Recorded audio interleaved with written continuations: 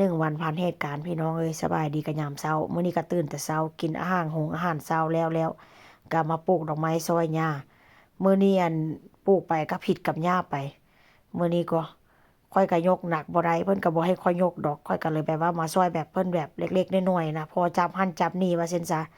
กินอาหารเช้าแล้วก็มานั่งตัดพลาสติกออกให้เพิ่น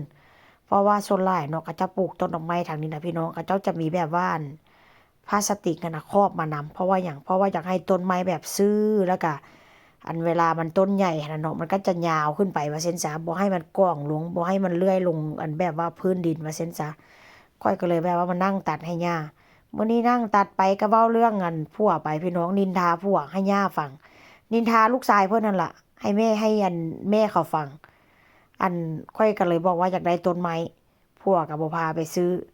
ย่าว่าคือบ่ไปเองก็บ่ได้ล่ะอยู่ในหมู่บ้านก็มีได้แต่ว่ามันจะมีร้านอยู่แบบว่าออกไปนอกหมู่บ้านน่ะมันจะเป็นร้านใหญ่มีดอกไม้หลากหลายชนิดที่ไปซื้อผัวก็บ่พาไปเพราะว่าหยังค่อยไปแล้วค่อยก็ยกหนักบ่ได้พี่น้องอยากได้แต่ว่ายกหนักบ่ได้แล้วผัวก็ว่าได้อีกอย่างเพราะว่าพวกเราไปเที่ยวแต่ละปีหั้นเนาะมันจะมีหน้าร้อนนั่นน่ะพี่น้องช่วงหน้าร้อนนั่นน่ะเนาะเดือน8เขาเจ้าก็หยุดกันหมดว่าซั่นซะผัวก็หยุดเดือนหนึ่งแล้วทีนี้ผัวก็ว่าได้ท่านเจ้าไปเที่ยวเจ้าก็ประมาณว่าไปเที่ยวก็บ่ได้แบบว่ามีผู้ดูแลผู้บึ้งอะนะพี่น้องเพราะว่าหน้าต่างข้อยมันมีแดดเพราะว่าถ้าหากว่าข้อยอยู่บ้านเนาะข้อยก็จะแบบว่ามันจะมีแบบว่าลมข้อยก็จะหั่นเอาไปบังแดดเพื่อว่าบ่ให้แดดนั่นน่ะเข้าเรือนข้อยแล้วก็จะมีต้นหมอกต้นไม้ก็จะบังต้นไม้ว่าซั่นซะบังแดดให้ต้นไม้บ่ให้แบบว่าต้นไม้แบบมันถึกแดดหลายหั้นน่ะแล้วทีนี้ย่าก็เลยบอกว่าก็ซื้อจากพี่เหมือซื้อจากบ้านสวนเหมือให้ปู่พาไปซื้อพาไปซื้อก็คือเก่านั่นแหละยกขึ้นบ้านก็ผัวก็สิบ่ยกให้ยกอยู่ดอกพี่น้องแต่ว่าก็สิจม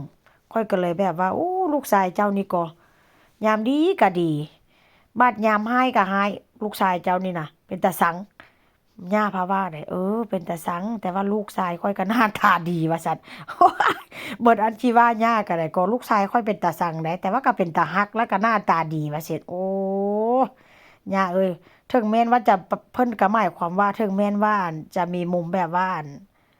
มุมแบบเป็นตาสังหั้นนะแต่ว่าก็มีมุมน่ารักอยู่ว่าซั่น